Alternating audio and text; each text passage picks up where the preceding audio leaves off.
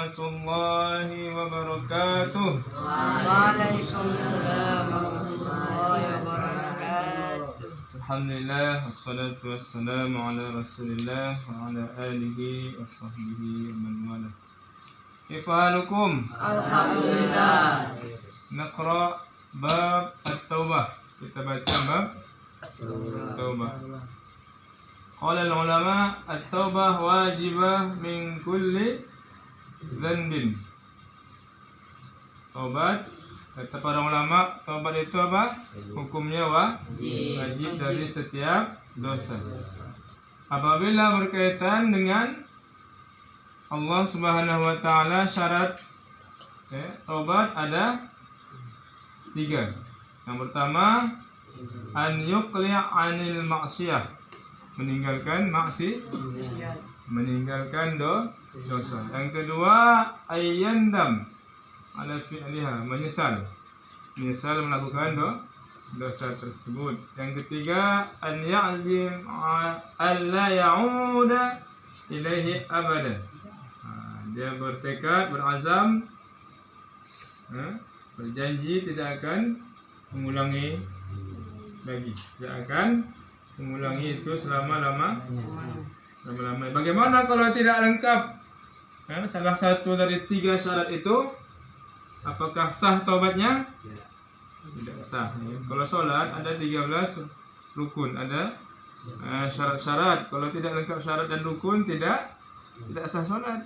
Jadi taubat pun tak sah kalau tidak lengkap 3 syarat. Kalau seandainya berkaitan dengan sesama manusia, maka tambah 1 syarat lagi, jadi 4 syarat. Apa itu? Wa an yabra min haqqi sahibiha, wa an yabra min haqqi sahibiha. Dia minta kemaafan, minta dihalalkan kesalahannya, dosa-dosanya. Kalau dia ambil harta orang, mesti dibayarnya, dikembalikannya. Kalau dia mencaci, mencerca, menghina atau memalukan orang, dia mesti minta maaf. Atau merusakkan nama baik seseorang, dia mesti mengembalikan nama baik orang tersebut. Ada orang terkadang difitnah, jadi dia mesti umumkan bahwa orang itu adalah orang yang baik. Seperti kisah Nabi Yusuf. Nabi Yusuf difitnah. Ketika raja mengundangnya ke istana, Nabi Yusuf tak mau datang. Kenapa? Karena namanya masih belum bersih. Dia bersedia kalau namanya sudah dibersihkan. Dipanggil wanita-wanita yang terlibat dalam kasus Nabi Yusuf dan mereka mengakui kesalahan mereka dan menyatakan akan kebenaran Nabi Yusuf. Itu ada kisahnya di surat Yusuf alaihissalam, kisah Zulaikha. Jadi di sini Allah Subhanahu wa taala menyuruh kita untuk bertobat. Apakah satu kaum saja yang disuruh? Apakah satu kelompok saja? Apakah satu kaum, satu kelompok, satu suku, satu bangsa? Tidak. Wa tubu ilallah jami'an, yaitu semua manusia, semua orang, semua suku, semua bangsa, semua kelompok, semua partai, semua disuruh untuk bertobat. Wa tubu ilallah jami'an ayyuhal mu'minun la'allakum tuflihun. Kalau bertobat, apa keuntungannya? Pasti dapat kemenangan, keberuntungan.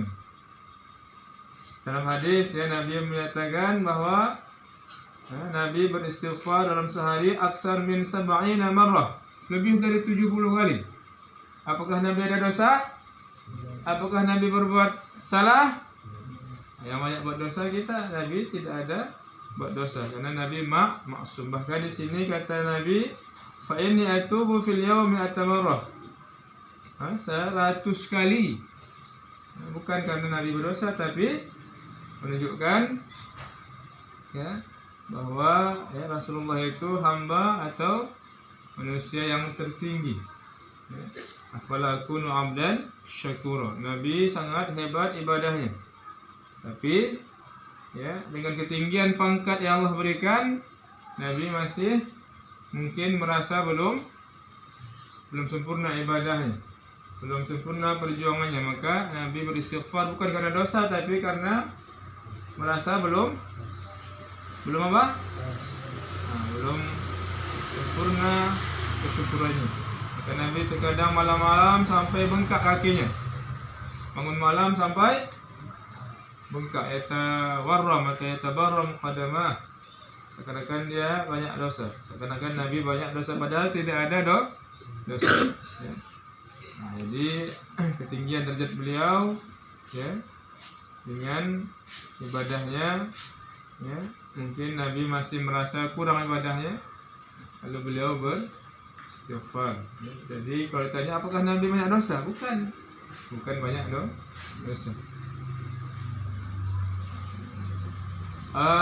Di sini juga ya, Allah sangat senang kepada hambanya, kepada kita kalau kita kembali kepada Allah, kalau kita bertobat. Ada misalnya seorang ibu ya, ketika anaknya hilang dan anaknya pulang ke rumah, apakah seorang ibu itu gembira atau tidak?